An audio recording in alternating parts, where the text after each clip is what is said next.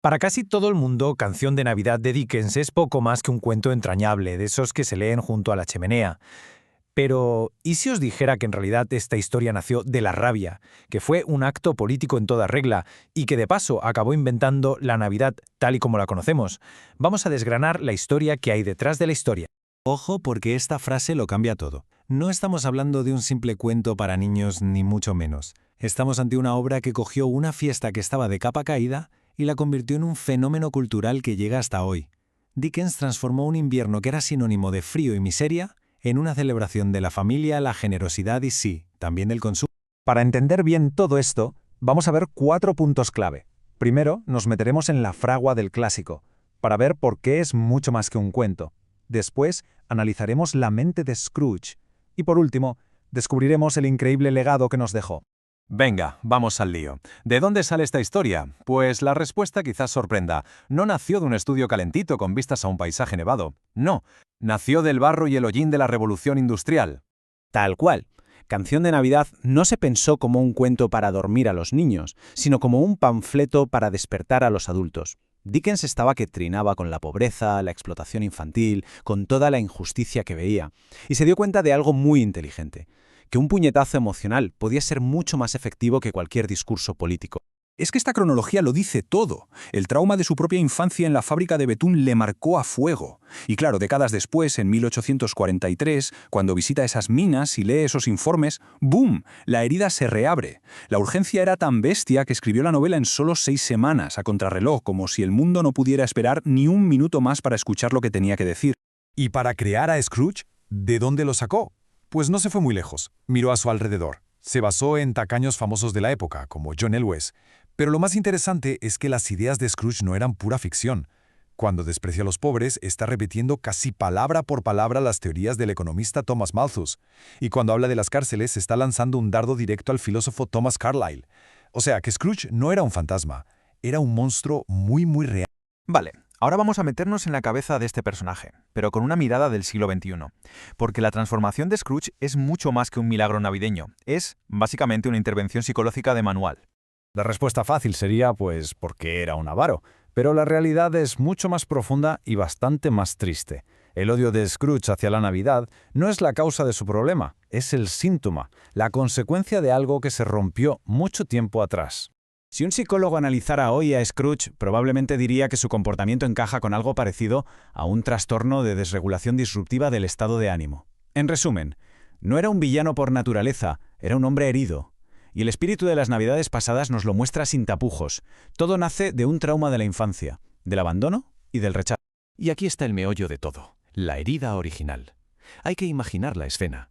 Todos los niños vuelven a casa por Navidad, y el pequeño Ebenezer se queda solo en un internado helado.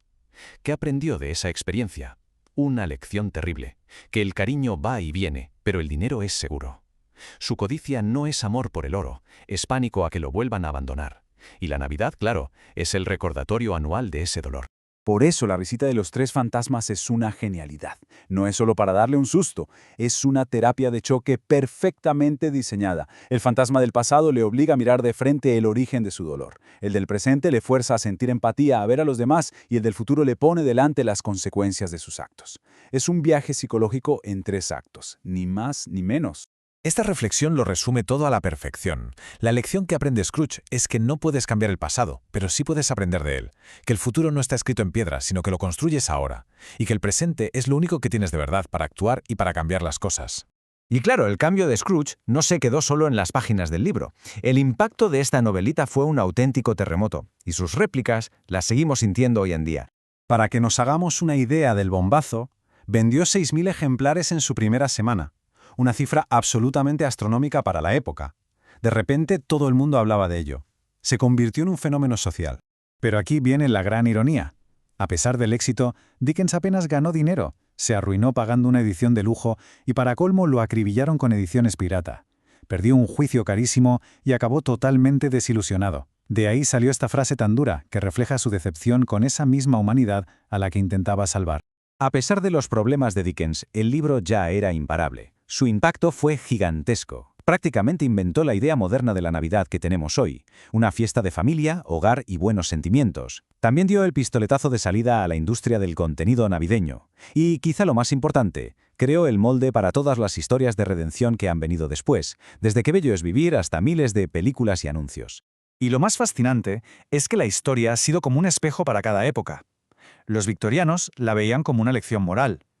A principios del siglo XX se fue suavizando hasta convertirse en un cuento para niños. Durante la Gran Depresión se leyó como una crítica brutal al capitalismo.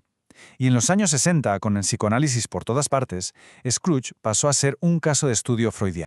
Y con esto llegamos a la paradoja definitiva. La historia que se escribió para denunciar el consumismo se ha convertido, con el tiempo, en el motor de la Navidad comercial. Es tremendo. Cada diciembre el espíritu de la Navidad se usa como excusa para vender de todo.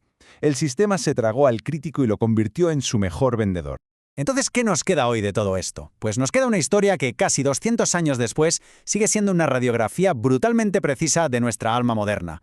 Refleja esa contradicción que todos llevamos dentro, la culpa por todo lo que consumimos y a la vez la esperanza de redención, de poder ser un poco mejores. Seguimos buscando nuestro pequeño milagro navideño cada año.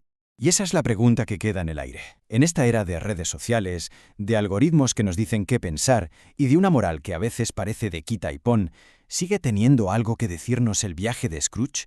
¿Ese llamamiento a la empatía, a la conexión real, sigue vigente?